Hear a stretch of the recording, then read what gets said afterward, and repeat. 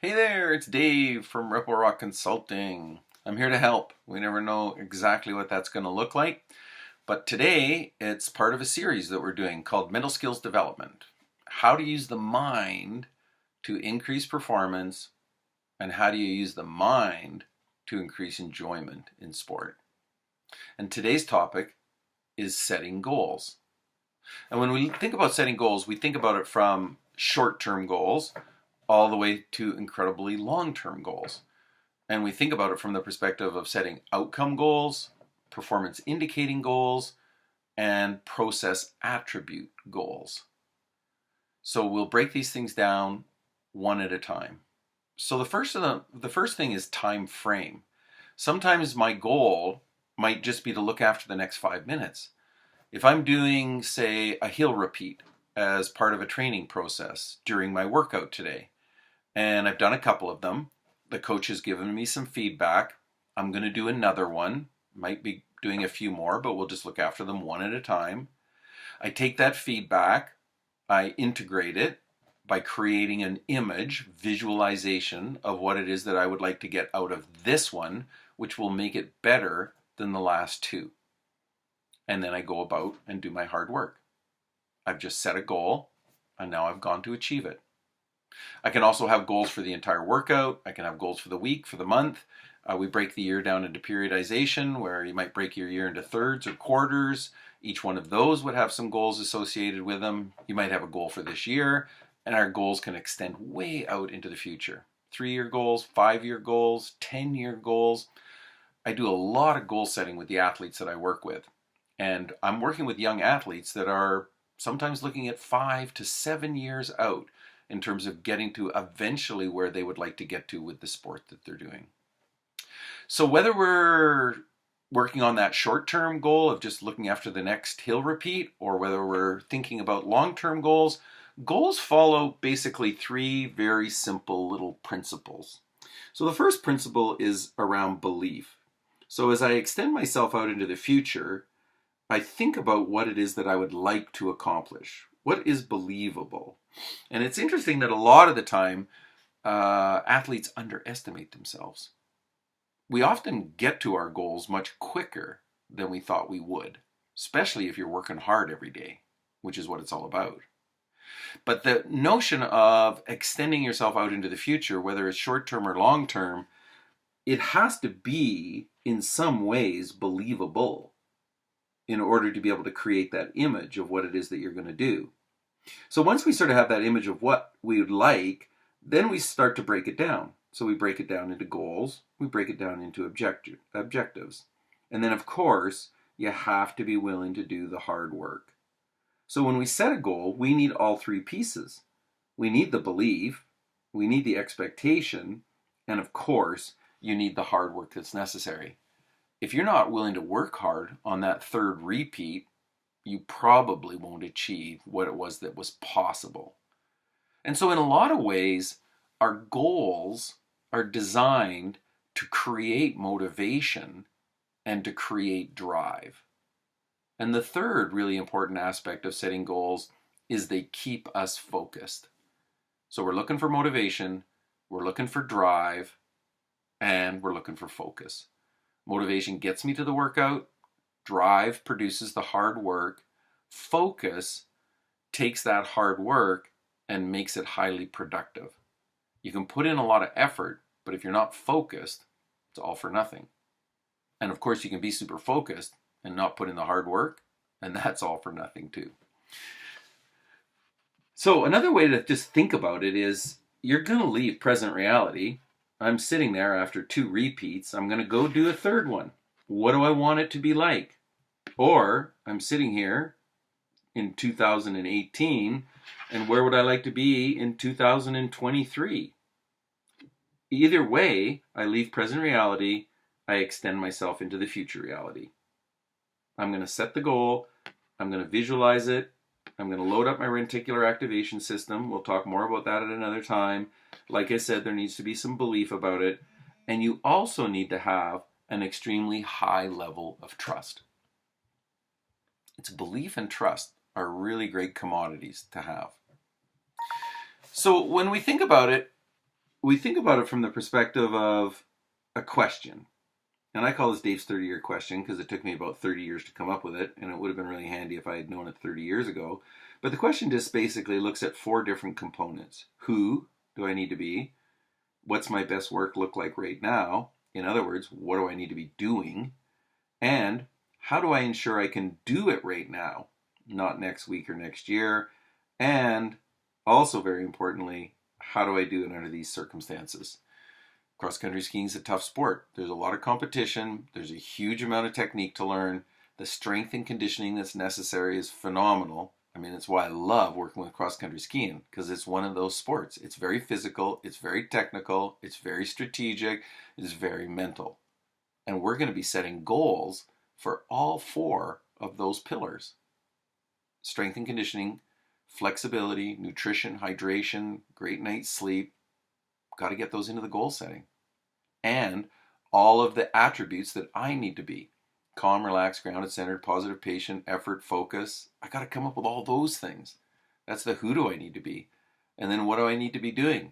All the technical things, all the strategic things.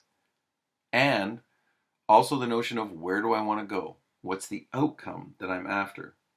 So who do I need to be in order to do my best work in this moment, given these circumstances? To look at it really simply, we just basically break it down into 3 columns. So let's look at the right-hand column to start. That's basically the notion of outcomes. And that's the notion of why would I bother?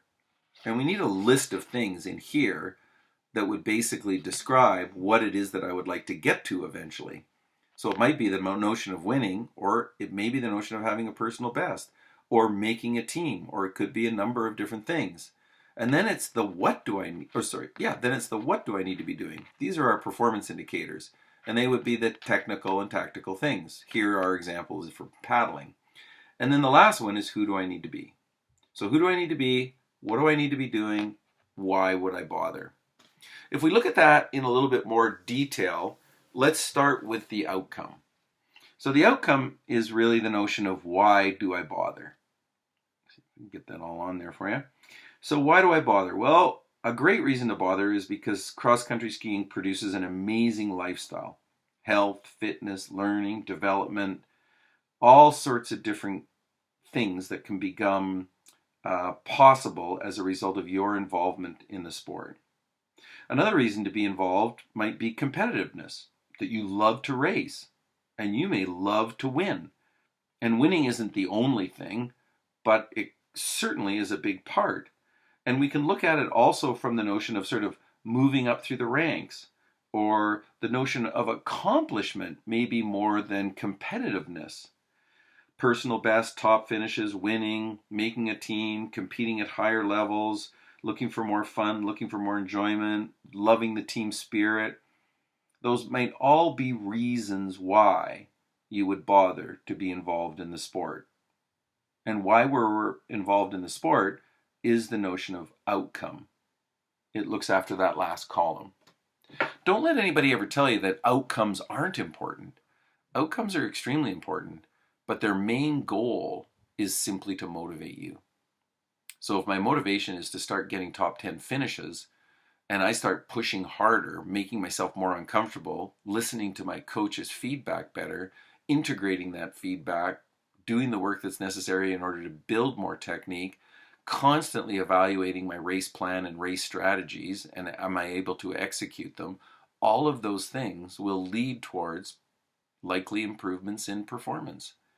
And those are all just ways in which we set those outcome goals in order to make us driven during training and during competition. So the next set of goals would begin to look at technical and tactical things. So that would be the notion of what do I need to be doing? So it's mind work, it's body work, it's the work with your skis, it's the work with your poles, it's the work on the terrain, the course work, and it's the race work. It's yourself now out there on the race course with all the other racers, whether you're in a mass start or whether you're in a pursuit, and you got to manage those things. So what are we going to do with the mind, the body, the skis, the poles, the course? What are we going to do with race strategy? All of those things in combination make up our race plan. And what I need to do is execute my plan. So follow the plan, do it one thing at a time, task at hand. Don't be in the future. Don't worry about the past. Do I need to be pacing right now? Do I need to be pushing right now? Or do I need to be attacking right now? What do I need to be doing out there? And then it's technical things like weight transfer, head position, eye position, pole force impact, body angles, all of those kinds of things. They all make up that middle column of what do I need to be doing. Those things are performance indicators. Do those things better, have a better race plan, have some ideas in terms of what to do with the mind, the body, the skis, the poles, the course, the race strategy, all begins to come together, and we begin to get more of what it is that we want out of the sport. And then the last piece of the puzzle, probably the most important one in my mind, is who do we need to be? And the who begins to look at, well, let's start with the big 8. You need to be calm in the mind, relaxed in the body, grounded, centered, positive, patient, focus, effort. That's the big 8. But we can look at it from all sorts of other perspectives as well. As I got to stay smooth and aware, and it would be good if I was powerful and strong and invincible and carefree and dynamic and determined and non-reactive. I was having fun, got to be more of my athlete A, which is another thing we'll talk about at another time. So all of those things in combination begin to put the goal setting plan to work. Why would I bother? What are my outcomes? What do I need to be doing? Those are my performance indicators. Who do I need to be? So whether I'm getting ready for my next repeat or putting together a plan for tonight's workout, I'm going to be thinking about outcome. I'm going to be thinking about the technical and tactical and physical things I need to be doing. And I'm going to need to think about who I need to be. If we're looking at the long-term aspects of the sport, 5 years out, I'll set my outcome goals for a much longer period of time, but it comes down to the same thing. In 5 years, what am I going to be needing to do? How good is my technique is going to need to be? How is my strength and conditioning going to need to be? What's this lifestyle that I've developed in myself as an athlete that enables me to continue to go hard at it day after day after day? And even if I'm thinking about 5 years out, I've got to continue to develop myself personally. The who do I need to be? So I need to continue to master those big 8 things: calm, relaxed, grounded, centered, positive, patient, effort, focus, and continue to work on some of the other attributes that are necessary in order for me to do my best work. So remember, the reason we're using the mind is to increase performance and enjoyment in sport. And if we use it in the right ways, we're going to see higher levels of performance and we're going to see greater levels of improvement. So we just got to do it one day at a time. You've got to come to every workout ready to do your best work. So that's it for today. In the workbook, there's some other information that's available on goal setting.